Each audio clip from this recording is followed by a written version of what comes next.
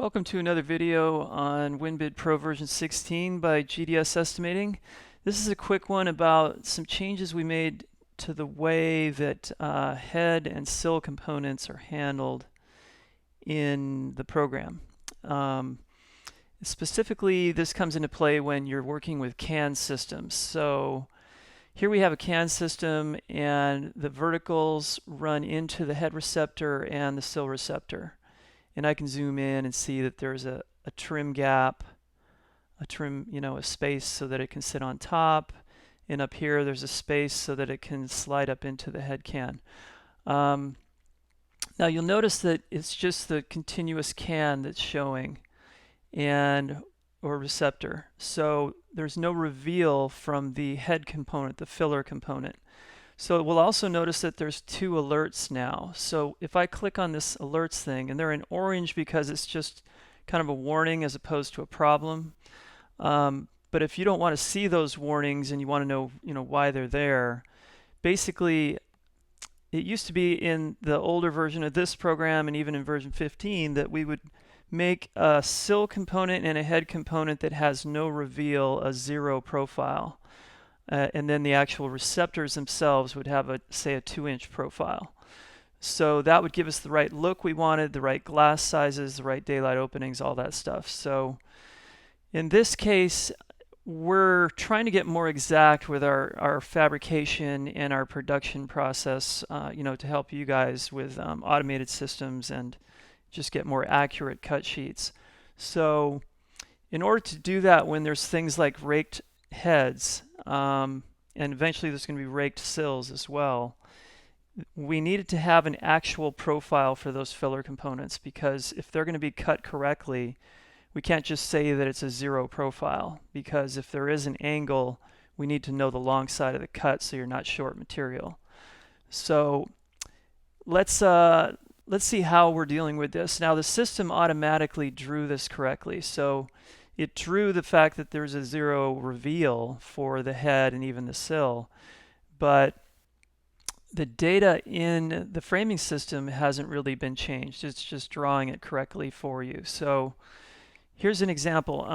The 0 profile head assembly, and then we've got a head receptor of 2 inches. So that's typical if you want no reveal for the head fillers. So let's edit this assembly. And then we'll notice that there's now a reveal row here to enter a value. So this is where I want this to say, if it's an actual 2-inch filler, which in this case, yeah, I guess that's debatable, but we can zoom in on the detail here. Now here's our receptor. Our snap-in filler is kind of interesting because it's not a full tube or a full like enclosed extrusion. It has this like fin on top. So if we want to get really exact, we could say this is 1 inch and 13/16. So we could say something like that so that we make sure we're cutting it correctly. And then we also want to reinforce or make sure or confirm that the reveal is 0. So in that case, this is how I want it. I want to tell the software that it's 1 inch and 13/16 of actual material, but I don't want it to be showing below the head receptor. So that's how we would correct that part. And it's kind of the same thing for the sill assembly. So the sill assembly looks like it's similar, where it has a leg here and it's kind of an unusual shape. But if that one's actually 2 inches, like that's the physical measurement, then we could put 2 inches there. And we also want the 0 reveal, because basically there's a few ways we could do this one. It's just to drag this on a little bit. We've got our receptor that has a little bit of a leg on it in the front. It's not a full 2-inch leg. So we could either say that the receptor is this 1/2-inch profile or whatever this is, and then the reveal for this is 1 3/4 or 1.5 inches, whatever it is to total up the 2 inches.